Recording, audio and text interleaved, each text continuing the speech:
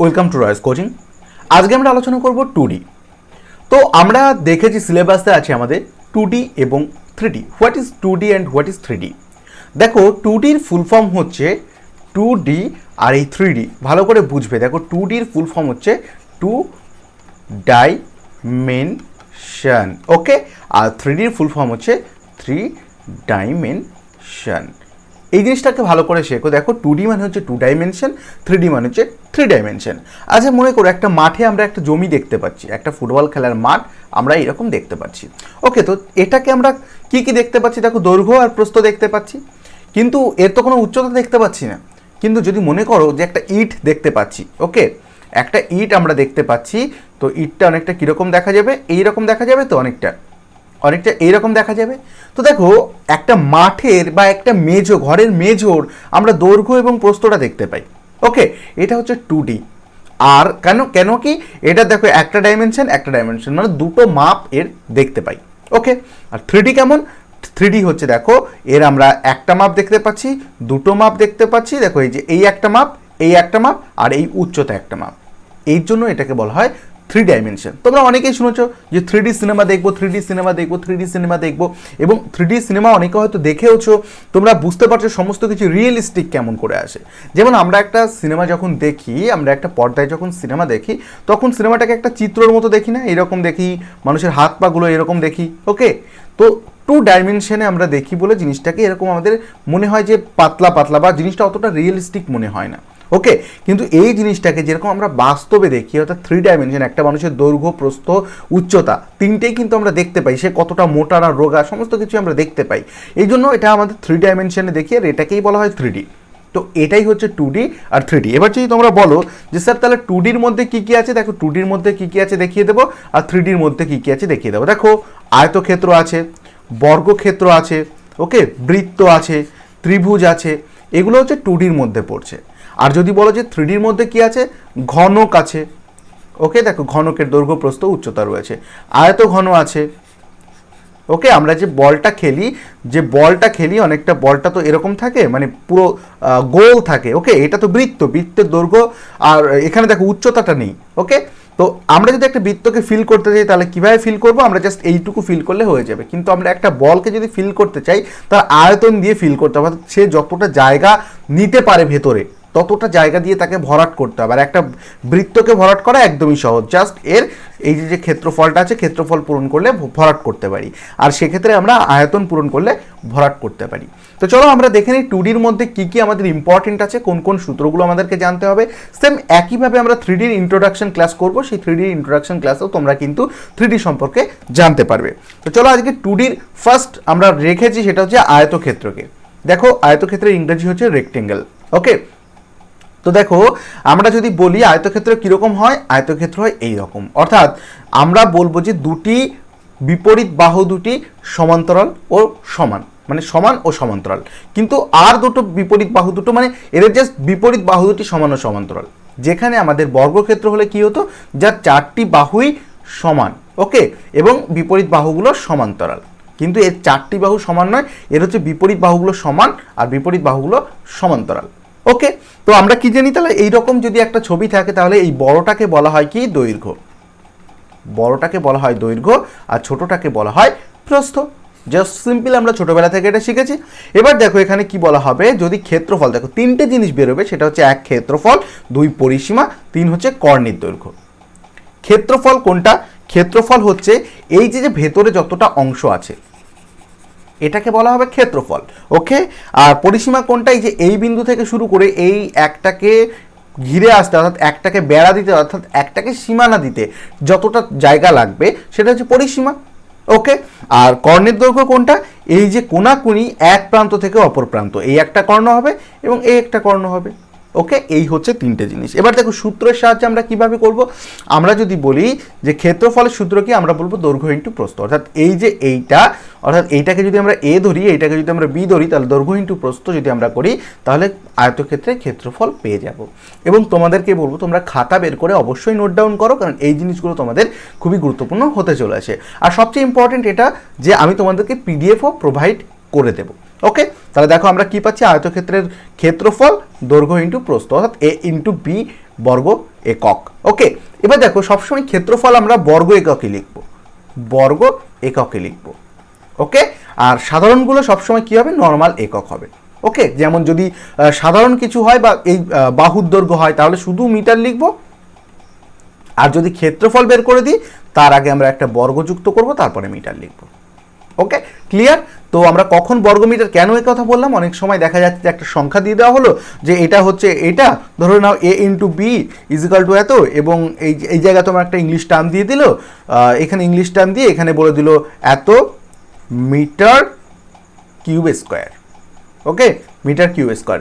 তো তখন আমরা কিন্তু গুলিয়ে ফেলি যে অ্যাকচুয়ালি এটা কিসের মান দিয়ে দিয়েছে, অনেকে বুঝতে পারে না এটা কি ক্ষেত্রফল দিয়ে দিয়েছে নাকি এটা কি কর্ণের দৈর্ঘ্য দিয়ে দিয়েছে, অনেক সময় বুঝতে পারো না, তার জন্য আমি এই জায়গাটা ক্লিয়ার করে দিলাম। পরিসীমা তাহলে কি হবে দেখো, পরিসীমা হবে দেখো 2 ইন্টু দৈর্ঘ্য প্লাস প্রস্থ। ভালো করে দেখো, 2 ইন্টু দৈর্ঘ্য প্লাস প্রস্থ। ওকে, এটা কেন হয়, এটার কারণ দেখো, মনে করো যে এখানে আমরা ধরে নিলাম এইটাও এ আর এইটাও এ, তাহলে এইটা যদি বি হয় অবভিয়াসলি এটা বি হবে।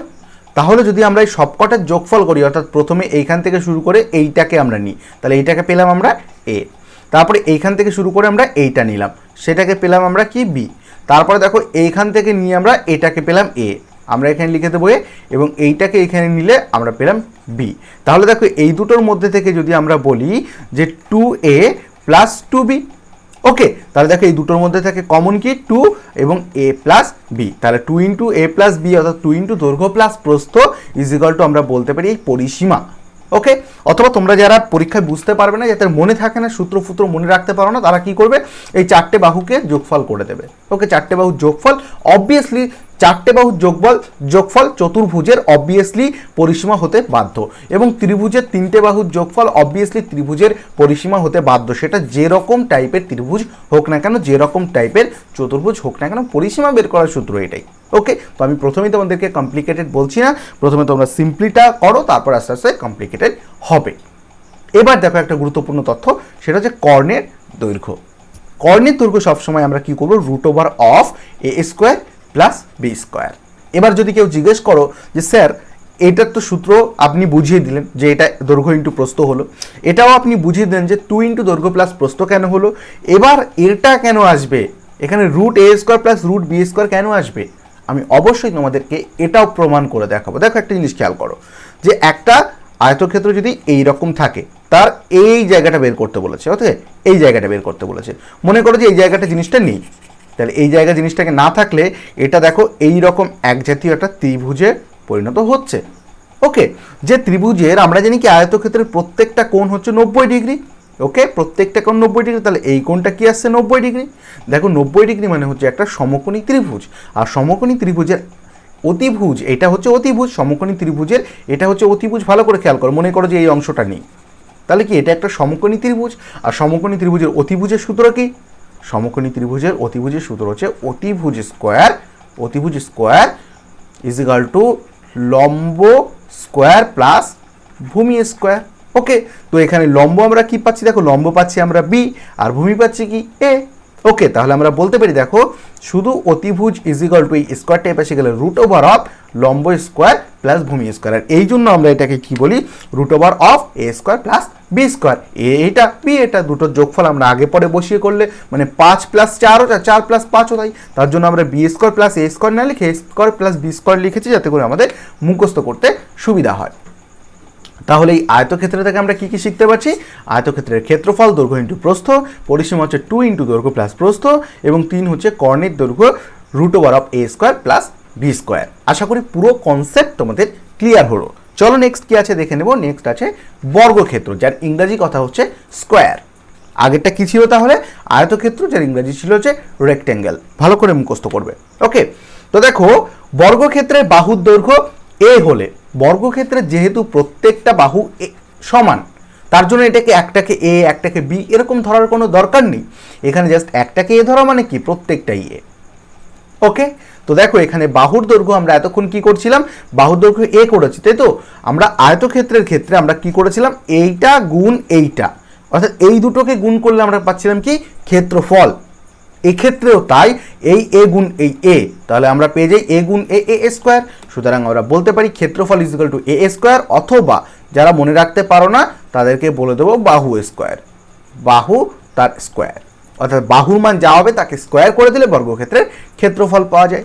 তেমনি করে দেখো পরিসীমা কি শিখিয়েছিলাম, চারটে বাহুর যোগফল, তাহলে এই একটা এ, দুটো এ, তিনটে এ, চারটে, তাহলে আমরা বলতে পারি তো পরিসীমা is equal two 4a।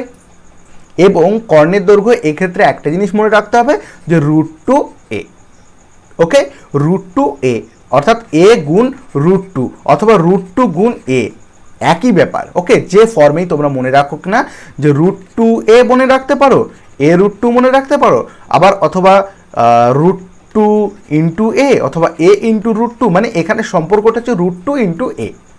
Main কথা হচ্ছে এটা, অর্থাৎ √2 তো আমাদের সূত্রে থাকবে, এবং যদি তোমরা বলো তাহলে এইখানে আমাদের চলে আসবে দেখো বাহু। ওকে, অথবা তোমরা মনে রাখতে পারো যে বাহু √2। ওকে, তো আশা করি তোমাদের এই বর্গক্ষেত্র জিনিসটাও কিন্তু ক্লিয়ার করে দিতে পারলাম। নেক্সট দেখো কি আছে, সামন্তর। সামন্তরিকের ইংরাজি কথা হচ্ছে প্যারালেলোগ্রাম। ওকে, দেখো আয়তক্ষেত্রের সেম জিনিসটা মনে করো, একটা আয়তক্ষেত্র জাস্ট এই কোণা থেকে এবং এই কোণা থেকে একটু যদি জোরে এরকম চাপ দাও, তাহলে কি হবে দেখো, এই কোণাটা একটু বসে যাবে, এই কোণাটা একটু বসে যাবে। অর্থাৎ এই যে বাহুটা, মনে করো এটা যদি 5 সেমি থাকে, চাপ দেওয়ার ফলে আমাকে একটু সরে আসলো দুটো জিনিস, তাহলে কি বাহুর দৈর্ঘ্য কমে যায়, বেড়ে যায়? কিচ্ছু হয় না। বাহু এটা যদি 5 থাকে, এইভাবে একটা লাঠি যেটাকে একটু কাত করে রাখলে কি 5, এটা যদি 5 থেকে লম্বায়, তাহলে কি এটা কমে যায়?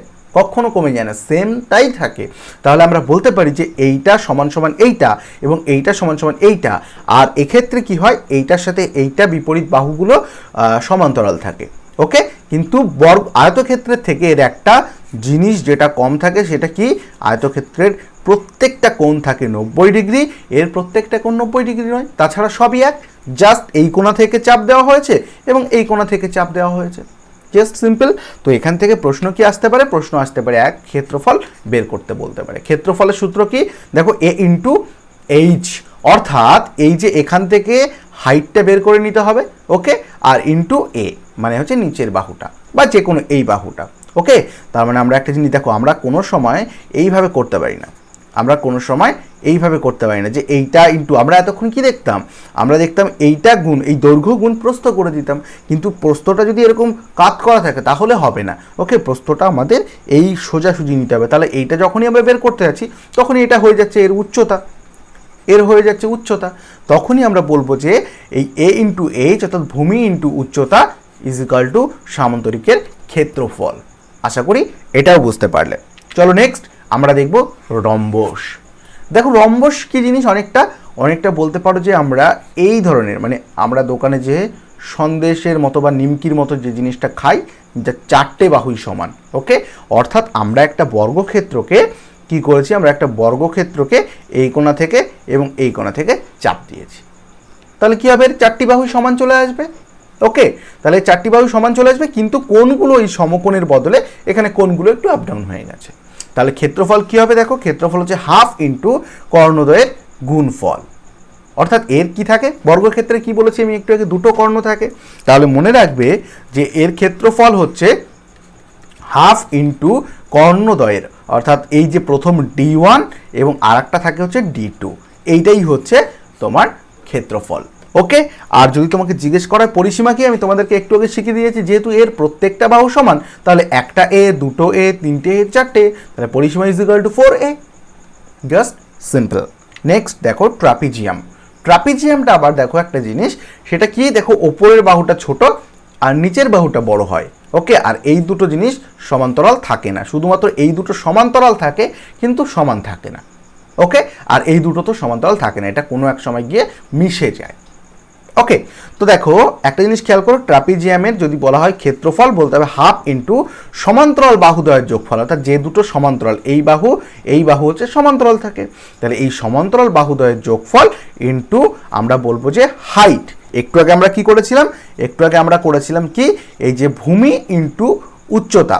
ওকে, তো এক্ষেত্রেও হাইট আসবে, এক্ষেত্রেও হাইটটা আমরা গুণ করব, কার সাথে গুণ করব, আমরা করব, দেখো একটা জিনিস খেয়াল করো, যে আমি একটু আগে কি শেখালাম, হচ্ছে দেখো এখানে কি বলছিলাম, এখানে বলছি যে আমরা এইটা যেহেতু সমান, এইটাও সমান, এবং এইটাও সমান, এইটাও সমান, তাই আমরা কি বলছিলাম যে কোনো একটা অর্থাৎ এ গুণ করে দিয়ে এইচ করে দাও।